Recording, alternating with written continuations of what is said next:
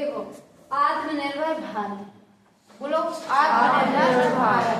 जब हमारे देश में कोरोना आया जी, जब कोरोना आया तो क्या कोरोना जैसी समस्या क्या एक देश तक आई थी?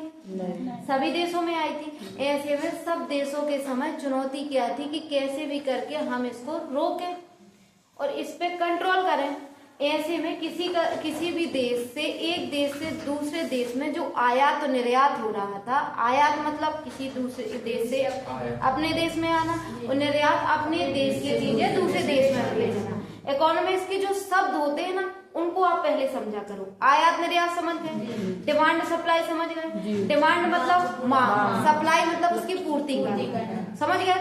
तो जब किसी भी देश से के समय, विश्व के सारे देशों के समय कोरोना की चुनौती आई और कोरोना एक महामारी के रूप में आई थी। जब ये महामारी के रूप में आई थी, अब एक और चीज कि कौन सा देश कौन नोटिफाई करता है कि कौन सी बीमारी महामारी है और नहीं है, तो वो कौन करता है? WHO। कौन करता है? WHO। कौन करता है? WHO। इसका फुल फॉर्म क्या है? World Health Organization. कब बनी थी ये? इस 7 अप्रैल 1948 को बनी थी। इसीलिए हम 7 अप्रैल को स्वास्थ्य दिवस मनाते हैं। ठीक है, कब बनी थी? 7 अप्रैल 1948। क्या बोलते? World Health Organization. World Health Organization. इसको एक बार चेक कर लेना, बाकी ये सही है सर। ठीक है, अब इसका हेडक्वार्टर कहाँ है? स्विट्जरलैंड है। स्विट्जरलैंड देश है ना जी। उसकी राजधानी क्या है? जेनेवा। तो इसका मुख्यालय कहाँ है? जेनेवा में। कहाँ है? जेनेवा। और एक और आदत बनाओ, हमने आपसे बोला था कि आप लोग विश्व का, भारत का, मध्य प्रदेश का मैप देखने की आदत डाल लो। अगर ये आदत आपने डाल ली तो धीरे धीरे एक दिन में इसके फायदे समझ में नहीं आएंगे, लेकिन आपका धीरे धीरे में एक समझने का दृष्टिकोण विकसित होगा। पढ़ाई क्षेत्र में आगे आना है ना जी, तो मैप देखने की एक आदत बना लो। दूसरी चीज, जैसे आपने देशों के नाम सुने, अमेरिका की राजधानी, कुछ देशों की राजधानी याद कर लो, क्योंकि राजधानी इसलिए इम्पोर्टेंट होती है। जैसे भारत है, लेकिन कुछ भी भारत में होता है क्या? कहाँ होता है? नई दिल्ली में जी। सारा काम कहाँ से होता है? तो राजधानी अपने आप में एक बहुत बड़ी चीज होती है। अमेरिका की राजधानी वॉशिंगटन DC, स्विट्जरलैंड की राजधानी जिनेवा, रूस की राजधानी मॉस्को। तो जो राजधानी होती है वहां से सारे काम होते। तो हमें जो विश्व के इम्पोर्टेंट देश है उनकी क्या पता होना चाहिए?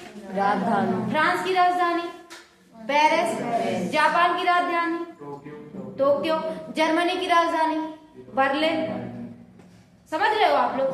चीन की राजधानी बीजिंग। तो आप लोग याद करोगे। स्टार्टिंग कैसे करो? जो हम जिनके नाम बार बार सुनते उन देशों की राजधानी हमें क्या हो? याद। तो जब आत्मनिर्भर भारत हमारे विश्व के समक्ष चुनौती आई, कोविड-19 जैसी महामारी, जब ये कोविड-19 महामारी आई तो सभी देश के सामने सिर्फ ये चुनौती थी कि हम इसको क्या करें, बीमारी को कंट्रोल कर लें। क्या कर लें? कंट्रोल।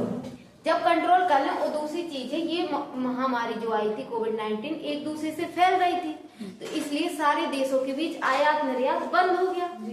बंद हो गया। अब हमें क्या उस समय पे क्या काम आना था?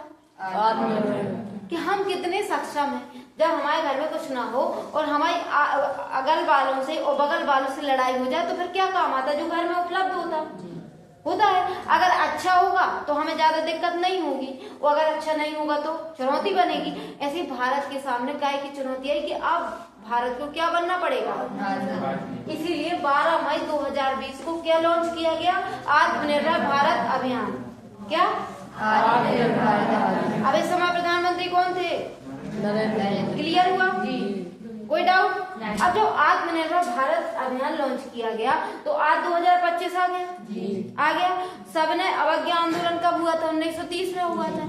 स्वदेशी आंदोलन कब हुआ था? 1905 में हुआ था। तो ये सब जो आंदोलन थे, चाहे तुम ले लो कौन सा स्वदेशी आंदोलन, चाहे ले लो तुम सबने अवज्ञा आंदोलन, चाहे ले लो तुम असहयोग आंदोलन, चाहे तुम ले लो भारत छोड़ो आंदोलन, इन सब आंदोलन की जो हम हिंसा तो अपना नहीं रहे थे, नहीं अपना रहे थे ना, तो हम सिर्फ एक चीज कर रहे थे, विदेशी वस्तुओं का क्या कर रहे थे, बहिष्कार कर रहे थे। अगर हमने विदेशी वस्तुओं का बहिष्कार कर लिया तो अपने आप वो देश क्या होगी, उनकी इकोनॉमी नहीं चलेगी तो वो चले जाएंगे ना।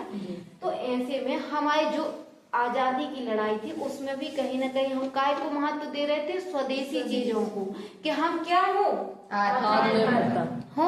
तो जब आज हमारी आजादी के 75 साल हो गए फिर भी भारत आत्मनिर्भर भारत नहीं बन पाया। लेकिन जब कोरोना जैसी महामारी आई तो फिर हमें फिर से इसके प्रति क्या होने पड़ा, आत्मनिर्भर भारत बनने के लिए हमें फिर से सीरियस होना पड़ा। इसीलिए 12 मई 2020 को इसको लॉन्च किया गया। समझ रहे हो आप लोग, जब ये चीज किया गया तो आत्मनिर्भर भारत के स्तंभ क्या हो, मतलब किन पिलर पे हम खड़ा करेंगे अर्थ। जैसे हमें जी बनना, हमें घर बनाना तो बीम बनानी पड़ेगी, बीम जितनी मजबूत होगी घर उतना मजबूत होगा। हमने ये प्लान तो ले लिया, अब ये किस पे खड़ा करके बनाएंगे, तो सबसे पहले अर्थव्यवस्था, दूसरे नंबर पे तकनीकी टेक्नोलॉजी, तीसरे नंबर पे इसको क्या बोलते हैं हिंदी में, आधारभूत समझ गए। चौथी चीज मांग, पांचवी चीज बढ़ती जनसंख्या। आत्मनिर्भर भारत जो हमने अभियान लॉन्च किया, 5 स्तंभ, पहला, दूसरा तकनीकी, तीसरा, चौथा, मांग, पांचवा, बढ़ती जनसंख्या। पहला अर्थव्यवस्था, दूसरा तकनीकी, तीसरा, चौथा, मांग, पांचवा, बढ़ती जनसंख्या। अब हमने प्लान बना लिया कि हमें अपना भारत 12 मई 2020 को क्या बनाना, आत्मनिर्भर भारत बनाना। देखो नहीं, आत्मनिर्भर भारत बनाना तो सबसे पहला हमारा क्या होगा, हमें अर्थव्यवस्था पे काम करना पड़ेगा। तो भारत की अर्थव्यवस्था कैसी है, मिश्रित अर्थव्यवस्था है, जहाँ पूंजीवादी और समाजवादी दोनों का मिश्रित रूप है। तो हमें इसको मजबूत बनाना पड़ेगा। इसीलिए हमने अपना क्या टारगेट बनाया कि 2027 तक भारत की $5 ट्रिलियन इकोनॉमी बन जाएगी। सुना है आप लोगों ने, तुम्हारे क्या सुना है, सुना है, क्या सुना,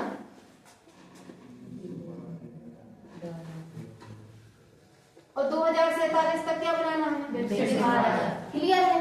तो हमें जब हम अपनी इकोनॉमी को अच्छा करेंगे तो क्या 2027 तक हमने अपना क्या लक्ष्य रखा है कि हमें 2027 तक 5 ट्रिलियन डॉलर इकोनॉमी, हमें अपनी अर्थव्यवस्था 5 ट्रिलियन बनाना है। कब तक, 2027 तक। तो वो कैसे बनेगी, जब हम इस पे काम करेंगे। और इस पे काम कब करेंगे, जब हम प्राथमिक द्वितीय तृतीय क्षेत्र को मजबूत बनाएंगे।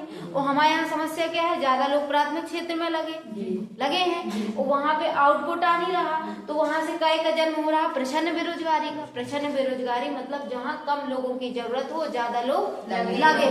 तो हमें प्रच्छन्न बेरोजगारी को कहाँ लेके जाना, उद्योग क्षेत्र में और सेवा क्षेत्र में। और सेवा क्षेत्र में क्या है, ज्यादा मिल रहा है लेकिन लोग कम लगे। समझ गए, तो हमें काय पे काम करना है, अगर हम अपनी अर्थव्यवस्था को अच्छा बना लेंगे तो हम क्या बन जाएंगे, समझ गए। अब दूसरी चीज क्या है, टेक्नोलॉजी। क्या है, आज भी टेक्नोलॉजी में भारत आगे बढ़ रहा है लेकिन कई तरीके से पीछे भी है। आज हमारे यहाँ पे जो भी दवाई आती, मेडिसिन आती, क्या है कि हम लोग को लगता है कि हमने सुबह से खाया पिया सोया ये हमारी जिंदगी है। लेकिन आज हम कभी सोचते कि हमने पैरासीटामोल खाई, हमने दवा खाई, वो कहाँ से बनी, कहाँ से बनी, ये सब में भी तो सोचना पड़ेगा ना। आज जिस ऑटो से हमारे, उसके पार्ट्स कहाँ से बने, हम जिस कार को देख रहे हैं वो कहाँ से बनी। तो ये सब क्या, भारत अभी इतना आत्मनिर्भर है कि भारत अकेले बनाने की क्षमता रखा है। और भारत में क्या है, अगर भारत बनाता भी है तो भारत के सामान में गुणवत्ता है, क्वालिटी है, लेकिन वो महंगा है। कैसा है, और भारत में आज भी रोटी कपड़ा मकान जैसी मूलभूत सुविधा की पूर्ति करना चुनौती है। और जब हमारे यहाँ कार जैसी चीजें महंगी आ जाएंगी तो क्या कोई अफोर्ड करेगा, नहीं करेगा ना। आज वो तो ये कहो कि 2-4 लाख में मिल जा रही है तो इंसान सोच भी लेता है, लेकिन अगर वही कार 10 लाख प्लस की हर कार होगी तो क्या ले पाएगा एक आम आदमी। तो भारत को टेक्नोलॉजी में क्या बनना पड़ेगा, आत्मनिर्भर बनना पड़ेगा। और आत्मनिर्भर कब बनेगा, जब इस क्षेत्र में रिसर्च करेगा, निवेश करेगा। क्या करेगा, निवेश, पैसा लगाएगा। जब पैसा लगाएगा तब लोग इस क्षेत्र में आगे बढ़ेंगे। जब प्रैक्टिकल रिसर्च कर करके देखेंगे तो क्या होगा, चीजें पहले महंगी रहेंगी फिर धीरे धीरे सस्ती होंगी ना। जैसे जब मोबाइल फोन आए थे तो उस हर घर में एक मोबाइल फोन होना अमीरी की बात मानी जाती थी। अगर आज घर में 10 लोग हैं तो उस घर में 11 मोबाइल हैं, वो भी स्मार्टफोन हो गया ना, क्योंकि क्या हो गया, सस्ते हो गए। आज 5,000 में अपन को स्मार्टफोन उपलब्ध है, लेकिन आज से 10 साल पहले हम क्या सोच सकते थे कि 10,000 में स्मार्टफोन होंगे? नहीं सोच सकते थे ना। आज से कहो 20-30 लोगों के आसपास जाओ तो आपको कोई व्यक्ति एप्पल का फोन लेके मिल जाएगा, जबकि एप्पल का फोन 50,000 प्लस का आता है, क्वालिटी 1 लाख प्लस भी आता है, लेकिन कहीं ना कहीं आज हमारे आसपास के लोगों के पास भी उपलब्ध है। क्यों? क्योंकि वो चीज अब सरल होती जा रही, वो आने वाले समय में और सस्ती होती जाएगी, क्योंकि उस क्षेत्र पे काम हो चुका है। क्या हो चुका है?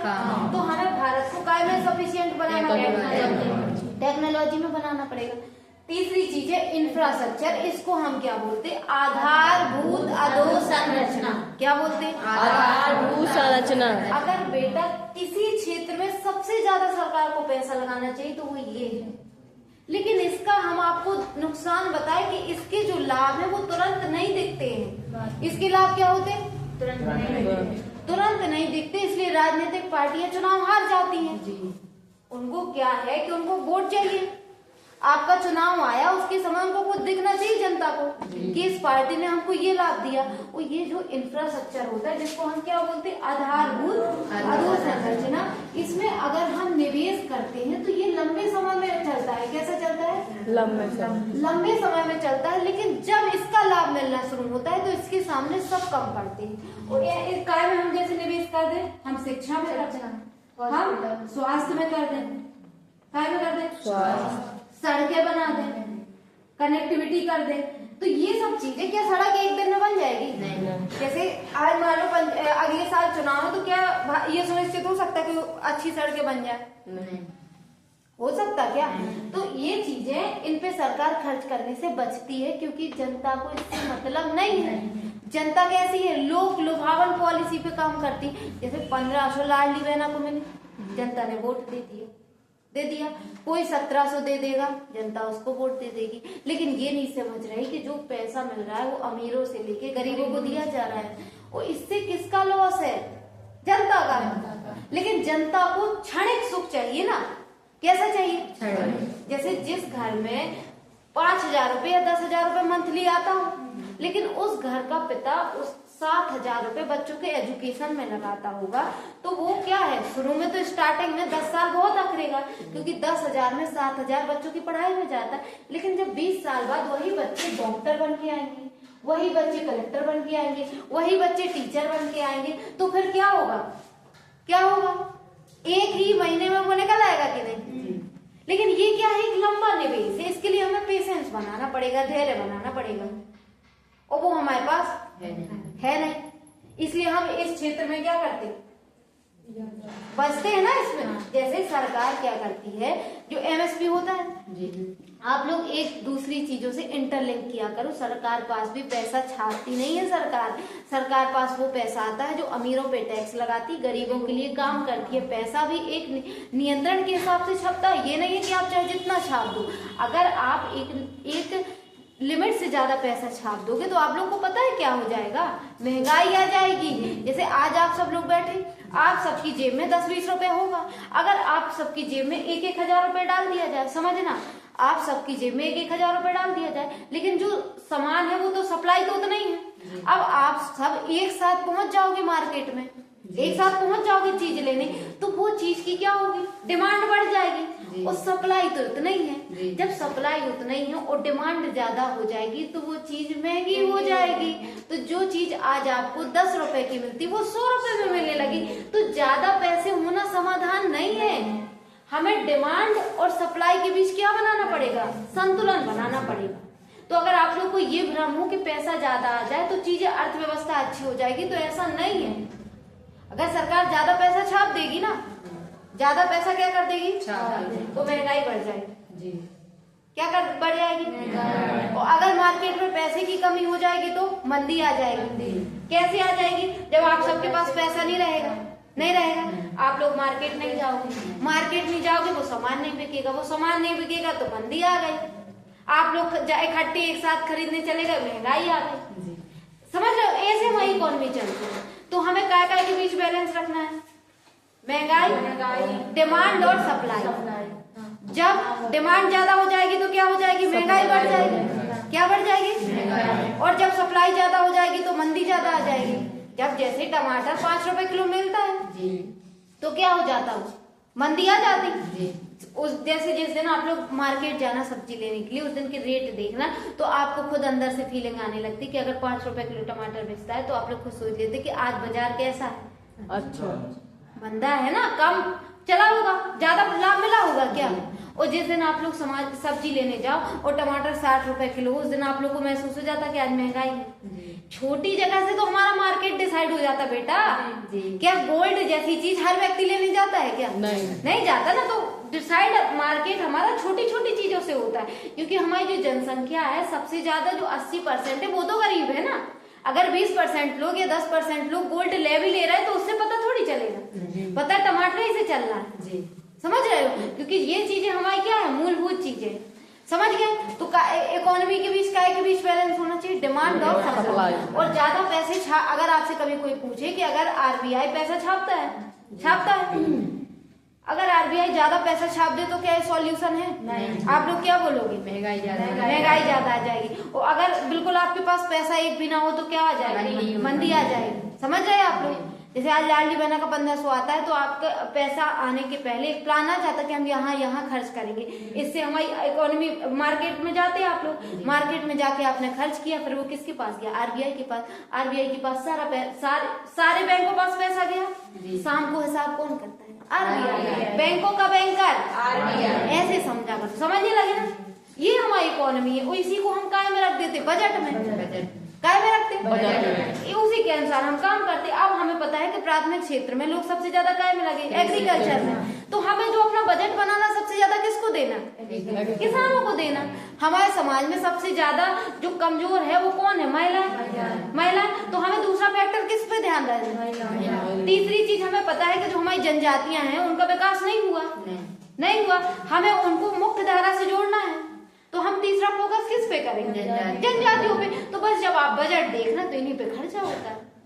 अब जिस राज्य में मान लो अनुसूचित जनजातियां ज्यादा रहेंगी तो उस राज्य का बजट किसको ज्यादा मिलेगा? जनजातियों को। जहाँ पे एग्रीकल्चर में ज्यादा लोग होंगे वहाँ किसको मिलेगा? किसानों को। जहाँ पे खनिज ज्यादा होगा वहाँ पे किसको मिलेगा? खनिज। उस क्षेत्र में ज्यादा खर्च किया जाएगा। ये सब समझ गए? ये सब कहाँ किया जाता? बजट। लेकिन बजट के पहले हमें समझ में आना चाहिए आयात निर्यात क्या होता है। समझ गए? डिमांड सप्लाई क्या होता? ज्यादा पैसे छाप देना क्या सॉल्यूशन है? नहीं। और एकदम बिल्कुल कम पैसे रहना सॉल्यूशन है? नहीं। दोनों के बीच क्या चलना चाहिए? बैलेंस चलना चाहिए। और महंगाई को कंट्रोल कौन करता है? आरबीआई। जैसे जब महंगाई आ जाती है तो आरबीआई क्या करता है? अब ऐसे आप लोग सोचा करो, जैसे महंगाई आ गई। महंगाई कब आ गई? जब आपके पास क्या हुआ? ज्यादा पैसा हुआ और सामान कम हुआ। समझना। अब ये मान लो ये है 2 मार्कर हैं और इसको लेने वाले कितने लोग आ जाए? 10 लोग। 10 लोग लेने वाले आ जाए। है 2 चीज। तो इसके जैसे ये 20 रुपए का आता है, 20 रुपए का आता है। लेकिन कब आता है? जब हमारे पास ये 12 है और लेने 10 लोग आए तो हमने दे दिए। लेकिन अब ये 2 हैं और लेने वाले 10 लोग हैं तो हम इसके क्या करेंगे? रेट बढ़ा देंगे। 200 रुपए कर देंगे। तो जिसके पास 200 होगा, आप सबके पास पैसा है तो आप लोग क्या करोगे? लाभ हमको दे दो, हम 210 में ले ले रहे। तो क्या बैलेंस बिगड़ जाएगा ना? मारा पीट मच जाएगी। समझ रहे हो आप? तो क्या करेगा आरबीआई? अगर महंगाई है तो आप लोग से पैसे ले लेगा। कैसे लेगा? आपको पता नहीं चलेगा। आपको कह देगा कि आप बैंक में आके क्या कर दो? जमा कर दो। आपको इंटरेस्ट रेट ज्यादा दे देगा। आप लोग नहीं समझते। बैंक में जाते हो जी, आपके माता पिता बैंक में जाते होंगे। जब महंगाई बढ़ जाती तो सरकार क्या कर देती है? जो बैंक होते हैं वहाँ पे ब्याज दरें क्या कर देती? बढ़ा देती है। जो हमको मिलती है ना ब्याज दरें, जब आप एफडी करते हो तो वहाँ पे क्या कर देती? ब्याज दरें। तो आप सब जाते हो जल्दी बैंक में पैसा जमा कर देते हो तो आरबीआई के पास कंट्रोल हो गया। और जब मंदी आ गई तो सरकार क्या कर देती? ब्याज दरें कम कर देती। तो आप सब जाके निकाल लेते हैं, हो गया क्या करना, रख के वहाँ कौन ज्यादा ब्याज दरें मिले। ऐसे हमारी इकोनॉमी चलती है बेटा। समझ रहे हैं जी? वो आपको पता चलता है क्या? लेकिन ऐसा होता है, वो सब शामिल हो। आज आप लोग अगर 10 रुपए का मार्केट में जाके खर्च कर रहे हैं वो हमारी इकोनॉमी में कैलकुलेट होता है जी। बस हमें समझ नहीं आता। आप जिस दिन खर्च नहीं करते उस दिन हमारी मंदी आ जाती है। समझ गए? महंगाई को कंट्रोल कौन करता है? बैंकों का बैंकर इसलिए आरबीआई इम्पोर्टेंट है कि नहीं? पैसा कौन छापता है? आरबीआई के गवर्नर कौन है? आरबीआई कब बना? समझ गए? आरबीआई का महत्व समझे? अब इसके बाद क्या है कि मांग। अगर मान लो हमने आत्मनिर्भर भारत अभियान कब लॉन्च किया? 12 मई 2020 को किया। अब मान लो हमने काय पे फोकस किया? स्वदेशी चीजों पे। काय पे? और हमारे यहाँ दिवाली आई तो हमारे जो छोटे छोटे लोग हैं उन्होंने दीपक बनाए और हमने वो ना खरीदे, और हमने जाके चाइना का माल खरीद लिया। तो क्या इसका फिर ये हो पाएगा? नहीं हो पाएगा। तो जब आपको आत्मनिर्भर भारत बनना है तो मांग होनी चाहिए, मांग होनी चाहिए। और मांग कब होगी? जब आपके पास पैसा होगा। क्या होगा? पैसा। जब आपके पास पैसा होगा तभी आप मार्केट में खर्च करोगे। लेकिन अब क्या दिक्कत आ रही? भारत के पास एक तो पैसा भी नहीं, लोगों के पास पैसा नहीं है कि वो लोग खर्च करें, ये एक मुद्दा है। लेकिन दूसरा मुद्दा क्या है कि हमारे यहाँ जो सामान बनता है ये छोटे छोटे लोग बनाते हैं। यहाँ बड़े लोगों की बात नहीं की गई, जो अपनी मेहनत से बनाते, जैसे दीपक ले लो, वो गुल्लक ले लो, महालक्ष्मी का हाथी ले लो, ये सब लोग अपनी मेहनत से बनाते। ये सब मेहनत से बनाते तो इसमें गुणवत्ता बहुत ज्यादा है, इसमें क्या है? क्वालिटी ज्यादा है। क्योंकि वो लोग जो हाथ से बनाई चीज है उसको मशीन से कभी नहीं अपन रूपांतरण कर सकते, ना तुलना हो सकती है क्या? जब उसकी क्वालिटी ज्यादा है तो वो कैसा हो जाता? वो महंगा हो जाता। और लोग काय पे चाहते? सस्ता लेना चाहते। तो इसलिए काय में मांग, आत्मनिर्भर भारत में मांग एक स्तंभ है। और मांग कब होगी? जब लोगों के पास पैसा होगा। और लोगों के पास पैसा कब होगा? जब लोगों को रोजगार मिलेगा। और लोगों को रोजगार मिल नहीं रहा ना। और महंगाई चरम पे है। तो जब इन सब के बीच बैलेंस होगा तो क्या होगी? मांग बढ़ेगी। समझ गए? अब इसके बाद क्या है? बढ़ती जनसंख्या। भारत में क्या है कि जो जनसंख्या है, अगर जनसंख्या बढ़ रही, हम इसको जनसंख्या वरदान में बदल दें तो हमारे आत्मनिर्भर भारत में काम आएगा कि नहीं? क्योंकि भारत के पास सबसे ज्यादा क्या है? 16 से 35 जो युवा है वो जनसंख्या ज्यादा है। तो हम उसको काय में कन्वर्ट कर सकते? जननांकी लाभांश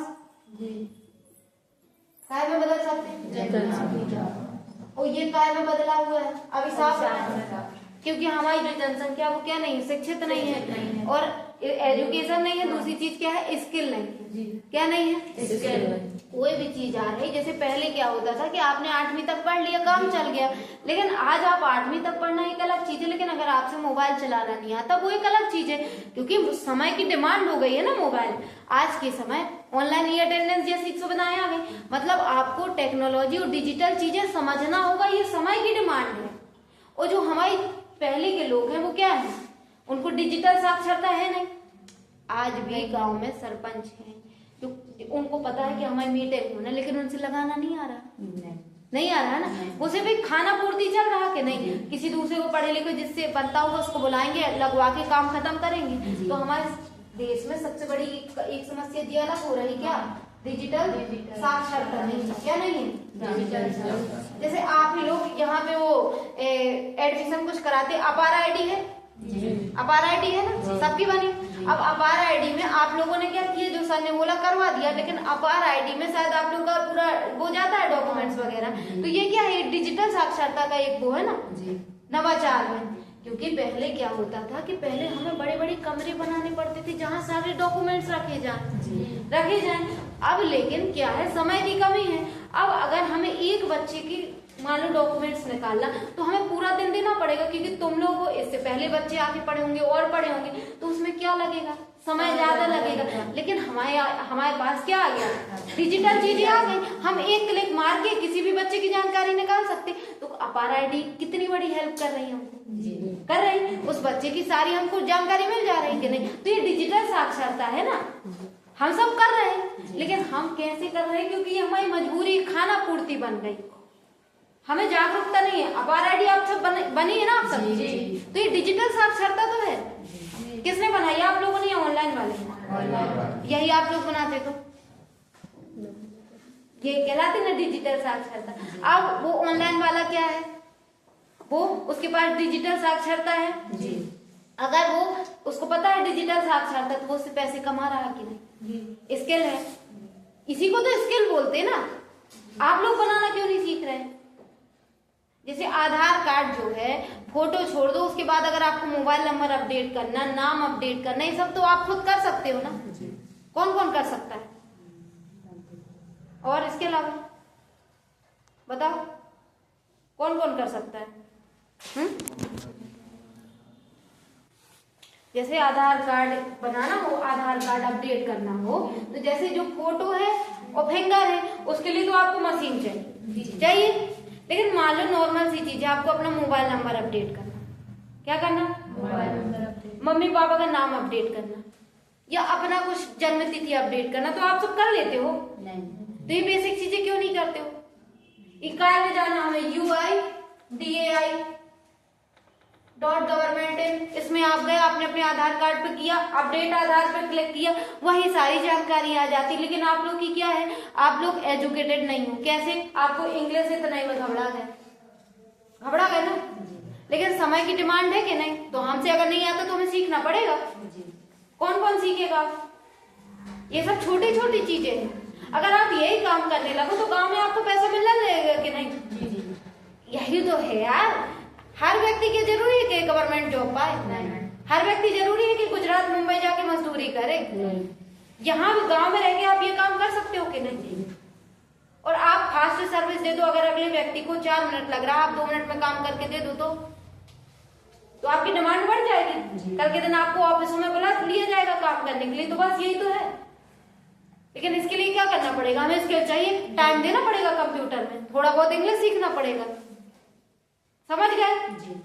अब है जो बढ़ती जनसंख्या है, मैं उसको काय में बदलना, वरदान में, और जननांग की लाभांश का फायदा उठाना। जो कौन सी जनसंख्या है? युवा जनसंख्या है। क्योंकि क्या है, भारत विश्व में सबसे ज्यादा जनसंख्या किसकी है? भारत की है। तो अगर भारत के लोग शिक्षित हो जाएंगे और ये स्किल हो जाएगी तो ये विश्व में लीडर बन सकते हैं। जैसे सब देशों में भारत के लोग पहुंच जाएं, वो बेस्ट काम कर दें, बन गए ना अपन राजा। समझ नहीं रहे यार तुम लोग। अपन गए, अपने पास एजुकेशन है, स्किल है, काम में परफेक्शन। काम में क्या है? जैसे कोई झाड़ू लगाता हो या पोंछा लगाता हो, लेकिन वो भी 2 तरीके के काम होते। कोई बिना मन का काम करता है, कोई ऐसा काम करता है कि 3 दिन काम करने की जरूरत नहीं, और कोई ऐसा करता है कि कर भी देगा, लगेगा हुआ है कि नहीं। तो आपके काम में क्या हो? परफेक्शन है। अगर हम इंडियन जाके हर देशों में ऐसे पहुंच जाए तो क्या होगा? भारत में जो फिर उस देश की नीतियां बनेगी, किसको ध्यान में रख के बनेगी? भारत को। फिर भारत के लोगों को नाराज किया जाएगा क्या? नहीं। और जब भारत के लोग दूसरे देशों में काम करेंगे तो उनको क्या मिलेगा? डॉलर। और वो डॉलर मिलेगा तो उनका परिवार भारत में रहेगा, तो वो थोड़ा बहुत पैसा भारत भी तो भेजेंगे। जब वो भारत भेजेंगे तो हमारे पास डॉलर आएगा। वो हमारे पास डॉलर आएगा तो हम क्या करेंगे? जो चीजों का हम आयात करते, जैसे हम पेट्रोल, मिट्टी का तेल, डीजल वगैरह हम आयात करते दूसरे देशों से, तो हमारे पास डॉलर भी तो हमें चाहिए ना। क्या भारत जो आत्मनिर्भर भारत बन रहा है, आत्मनिर्भर भारत, हम प्राकृतिक संसाधन में थोड़ी बन पाएंगे बेटा। जैसे हम पेट्रोल डीजल थोड़ी बना पाएंगे, वो तो जहाँ पाया जाता है पाया जाता है। अगर भारत में पाया भी जाएगा तो वो एक सीमित मात्रा में, जहाँ भारत में 145 करोड़ प्लस जनसंख्या हो रही, तो उनकी डिमांड भी ज्यादा है ना। जैसे अगर असम में बस हो गया या गुजरात बस में थोड़ा बहुत पा गया तो क्या इससे भारत का चल जाएगा सिस्टम? तो हमें दूसरे देशों से आयात करना पड़ेगा, और उसके लिए हमें डॉलर चाहिए होगा। और डॉलर कहाँ से? जो हमारे देश के लोग काम करने जाएंगे, जब वो डॉलर भेजेंगे तो हम खरीद लेंगे। फिर हम किसी के प्रेशर में रहेंगे क्या? नहीं। समझ गए? तो हमें इस जनसंख्या को काय में बदलना, जननांग की लाभांश। कोई डाउट? आत्मनिर्भर भारत के 5 स्तंभ है। पहला दूसरा, तीसरा, इसको हिंदी में क्या बोलते हैं? आधार, चौथा, पांचवा, पहला, दूसरा, तीसरा, चौथा, पांचवा। कोई डाउट? पक्का? काय के स्तंभ है ये? भारत के हैं। 2027 तक हमें कैसी अर्थव्यवस्था बनाना? $5 ट्रिलियन इकोनॉमी बनाना है। 5 ट्रिलियन, जैसे बिलियन होता यूनिट है, ये ट्रिलियन, बोलो ट्रिलियन। डॉलर अर्थव्यवस्था। 5 ट्रिलियन डॉलर इकोनॉमी, अर्थव्यवस्था को ही इकोनॉमी। समझ गए। 2047 तक कैसा भारत बनाना, विकसित भारत बनाना, समझ गए। यहाँ तक कोई डाउट। अब हमने आत्मनिर्भर भारत बनाया तो हमें समझ में तो आया कि आत्मनिर्भर भारत के कुछ फायदे आते हैं कि नहीं, क्या है फायदे हैं कि नहीं। तो सबसे पहले जब हमारा आत्मनिर्भर भारत बन जाएगा तो जब हमारे देश के सारे लोग क्या करेंगे, काम करेंगे और उनको क्या मिलने लगेगा, पैसा और रोजगार मिलेगा और सफिशिएंट आत्मनिर्भर बन जाएंगे, उनको किसी की जरूरत नहीं रहेगी। तो कैसे मिल जाएगी मुक्ति, गरीबी से। और हमारे SDG सतत धारणीय विकास के लक्ष्य, पहला लक्ष्य क्या है, नो पॉवर्टी हो जाएगा ना, हो जाएगा कि नहीं, कैसे मुक्ति मिल जाएगी, अगर आज जो हमारे यहाँ समझना दूर नहीं जाना दीपक बना रहे, उनके दीपक सारे बेचने लगे, उनने मान लो लागत लगाई 100 रुपए और बेच गया 300, तो बस उनको इतना ही तो चाहिए, इतना ही चाहिए कि नहीं,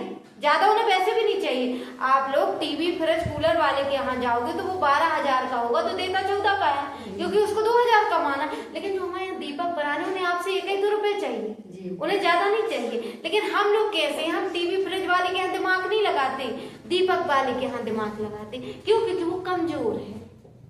वो क्या है, और हम पावरफुल वाले के सामने बोल नहीं सकते, जो कमजोर है उसके सामने अपनी पावर दिखाते, समझ रहे। जैसे 10 के वो 4 दीपक देगा तो आप लड़के 6 ले आओ, क्योंकि वो कमजोर है ना।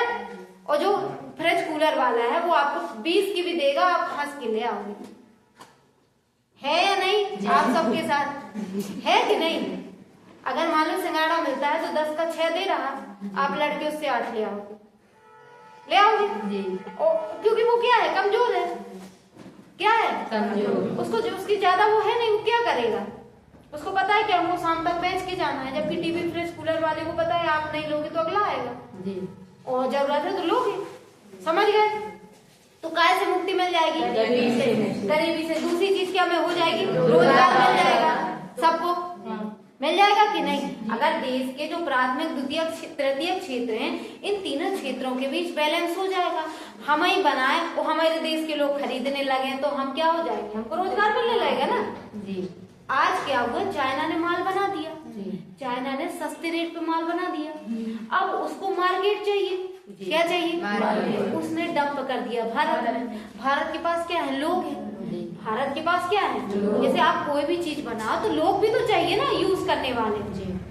जैसे आज आपने कुछ भी बना दिया, अब उसको उपयोग करने वाले भी तो चाहिए, और वो मार्केट कहाँ है, भारत में। और भारत में उसने क्या कर दिया, सस्ते रेट पे बेचना शुरू कर दिया, और भारत के लोग वैसे ही गरीब हैं जी, क्या है, तो लोगों ने खरीद लिया उनको सस्ती, जबकि उसमें क्वालिटी नहीं है, उसमें क्या नहीं है। लेकिन हमको कौन समझा, हमको 200 रुपए का जब सेवफल आता या हमारे घर में अमरूद लगी हो जी, हम खाते हैं क्या, अमरूद नहीं खाते, खाते हैं क्या नहीं, क्योंकि हमें क्या लगता है अमरूद ही तो है। और अगर वही चाइना की चाउमीन मिलती है 20 रुपए की तो हमें कितनी अच्छी लगती वो, जबकि वो हमारे स्वास्थ्य के साथ क्या है, खिलवाड़ है ना। आप खुद बताओ, जो चीज कम पैसों में बनेगी वो गुणवत्तापूर्ण बनेगी क्या, नहीं। आप बताओ ना, अगर आपको 10 रुपए में कहा जाए कि आप कोई चीज लाओ, अगर वो 10 रुपए में 10 चीज लाओगे तो वो क्वालिटी होगी, और 10 रुपए में एक चीज लाओगे वो क्वालिटी होगी कि नहीं।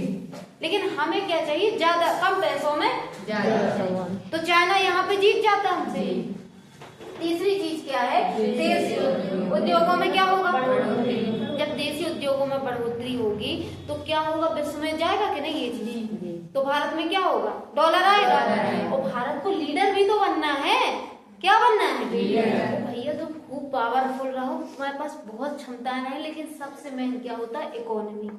अगर आपके पास पैसा है, क्या है, पैसा, दुनिया आपको मानेगी जी। अगर आपके पास पैसा नहीं है, दुनिया आपको नहीं मानेगी। और अगर भारत ने इकोनॉमी पे कमांड कर ली तो विश्व का लीडर बन जाएगा जी। और अगर हम खूब जो बोलते रहे कि भारत कैसा है, वसुधैव कुटुंबकम है, सर्वधर्म संभव है, हमारे लिए सभी धर्म समान है, भारत धर्मनिरपेक्ष देश है जी।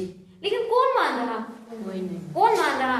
भारत से कौटिल्य जैसे लोगों का जन्म हुआ जी, भारत से अटल बिहारी वाजपेयी जैसे लोग हुए, अब्दुल कलाम जैसे लोग हुए, लेकिन कौन मान रहा, सबको क्या दिख रहा है, इकोनॉमी, समझ रहे। तो कहाँ से पावर आती, इकोनॉमी से। जब आपके पास क्या होगा, पैसा होगा, तो कोई भी गरीब देश होगा, आप उसकी मदद करने के लिए तैयार होगी, कहीं भी आपदा आएगी आपको बुलाया जाएगा, क्योंकि उसके उसके पास क्या है? पैसा। आज अमेरिका क्यों पावरफुल है? क्योंकि जो विश्व की सारी ऑर्गेनाइजेशन है, चाहे संयुक्त राष्ट्र संघ ले लो, चाहे WHO ले लो, चाहे WTO ले लो, सबसे ज्यादा पैसा कौन दे रहा है? अमेरिका। तो किसकी पावर चलेगी? अमेरिका की। समझ गए? इसके बाद क्या है कि आपदा संकट मोचन, जैसे कि कोविड-19 जैसी चुनौती आई थी। अगर ये सब चीजें हमारी, पता है क्या कल कौन सी आई जा रही, तो भारत क्या रहेगा? सफिशिएंट रहेगा? कोई फर्क पड़ेगा क्या? अगली चीज क्या है? भारत को खुद पैसों की कमाई होगी। इकोनॉमी कैसे चलती? आयात तो निर्यात। भारत जैसे मान लो कि हम जितनी चीजों में सफिशिएंट हो सकते उतने में हम सक्षम बन जाएं। सबसे मेन क्या? खाद्यान्न। क्योंकि हमें अपनी जनता को पालना भी तो है। 145 करोड़ हमारे भूखे तो ना मरे, तो खाद्यान्न में तो भारत सफिशिएंट बन गया। लेकिन टेक्नोलॉजी दिन प्रतिदिन रिसर्च कर रहे हैं, हमें अमेरिका की टक्कर करने में एक लंबा समय लगेगा। लेकिन अगर हम सोचे कि जब हम अमेरिका के बराबर हो जाएंगे तो हमारा देश पीछे छूट जाएगा। तो कुछ हमें एक चीज और महात्मा गांधी ने कही थी कि अगर किसी के पास कुछ अच्छा है तो हमें लेने में संकोच नहीं करना चाहिए। क्या नहीं करना चाहिए? थोड़ा सा भी संकोच नहीं करना चाहिए। जब हमारा संविधान बना था, मौलिक अधिकार किस देश से लिया हमने? अमेरिका से। हमने मौलिक कर्तव्य कहाँ से लिए? आयरलैंड से। हमें जहाँ जिससे जो अच्छा मिल रहा है लेने में क्या संकोच करना? और स्वाभाविक है, अच्छाई तो बढ़ती है। तो हमें अगर अमेरिका में जैसे नासा पहले था, लेकिन जब से स्पेस एक्स आया एलन मस्क का, तब से स्पेस एक्स में कितना ज्यादा इनोवेशन आ गया। लेकिन क्या हम सोचें कि हमें इसरो को आगे बढ़ाना और हमें एलन मस्क से संबंधी रखना, तो हम बन पाएंगे क्या? उतनी हमें एलन मस्क से भी बना के रखना और इसरो पे भी काम करना, तब क्या होगा? भारत आगे बढ़ पाएगा ना, और समय के साथ बढ़ पाएगा। क्या बढ़ पाएगा? समय के साथ। और अगर हमने सोचा कि हमें सिर्फ आत्मनिर्भर भारत बनना और भारत को अंदर से बंद कर लिया, तो क्या अच्छी चीजें जो विश्व में हो रही वो भारत में आ पाएंगी? जैसे टेक्नोलॉजी में जापान, अमेरिका जैसे देश आगे, मिसाइलों में इजराइल जैसे देश आगे, तो हमें सबसे बना के भी तो रखना, क्योंकि क्या पता कब किसकी जरूरत पड़ जाए, पता है क्या? इसलिए भारत को आत्मनिर्भर भारत की ओर तो बढ़ना है, लेकिन दूसरे देशों की भी हमें जो अच्छी चीजें हैं वो लेना है। लेकिन सबसे मेन चीज है कि जो हमारे यहाँ पे सबसे ज्यादा जनसंख्या है प्राथमिक क्षेत्र में लगी हुई, हमें प्राथमिक क्षेत्र, द्वितीयक क्षेत्र, इन पे काम करना है। इसी के लिए हम सरकार काय में बढ़ावा दे रहे हैं? MSME बताया था ना, माइक्रो स्मॉल मीडियम एंटरप्राइजेज, सूक्ष्म लघु मध्यम उद्योग, इनको क्या दे रही सरकार? बढ़ावा दे रही। उस दिन हमने आपको बताया था स्टार्टअप के बारे में बताया था। कौन कौन था क्लास में? स्टार्टअप क्या होता है? जिनको आपके पास क्या है? कोई आइडिया है? क्या है? कोई आइडिया ऐसा है कि जो अलग है, जो क्या है? अलग। अब आप लोग को ये चीज अभी सुनने में अजीब लग रही होगी, लेकिन जैसे आज हमारे यहाँ पे इतनी ऑनलाइन चीजें आ गई, कैसे क्या क्या, जैसे ले लो फ्लिपकार्ट, अमेजोन ले लो, ब्लिंकिट ले लो, जोमेटो ले लो, ये चीजें कभी एक आइडिया रही होंगी? अचानक से तो आई होंगी? आई होंगी क्या? अब किसी के पास आइडिया है, उद्योग में 4 चीजें लगती, भूमि, पूंजी, श्रम लगती, और पूंजी 2 तरह की लगती, मानव और भौतिक। तो किसी के पास आइडिया है, किसी के पास पैसा है, किसी के पास भूमि है। जब सब मिल गए तो काम हो गया।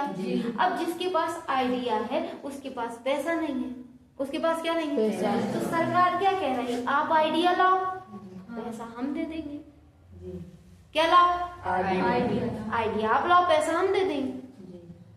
समझो, हर जो स्कीम आती है ना उसका उद्देश्य होता है। तो स्टार्टअप किसको बोला जाता है? स्टार्टअप की हम 3 कंडीशन बताए थे कि पहली कंडीशन है कि उस चीज को किए हुए 5 साल से क्या हो? कम हो रजिस्ट्रेशन की, मतलब 5 साल से कम हो, मतलब आप नए हो, आपके क्षेत्र में काम नहीं हुआ, मान लो 20 साल हो गए, इसका मतलब आपके आइडिया में दम नहीं कहलाया, इसलिए नहीं चल रहा। तो पहली शर्त क्या है कि आपको रजिस्ट्रेशन किया हो, 5 साल से कम हो। दूसरी चीज क्या है कि नवाचार पे आधारित है। काय पे आधारित? नवाचार पर आधारित। और वो क्या तीसरी क्या बताए थे? कितना निवेश से कम हो? 25 करोड़। हाँ, 25 करोड़ से कम निवेश। समझ गए? अगर इतनी शर्तें आपके पास है और कोई आइडिया ऐसा है जो नवाचार पे आधारित है, तो सरकार क्या करेगी? आपकी मदद करेगी। किसी को हम क्या बोलते हैं? स्टार्टअप योजना। समझ गए? आत्मनिर्भर कब आया था? 12 मई 2020। इसी को लिंक कर दो आपका ऐसे मेक इन इंडिया से। समझ गए? कोई डाउट?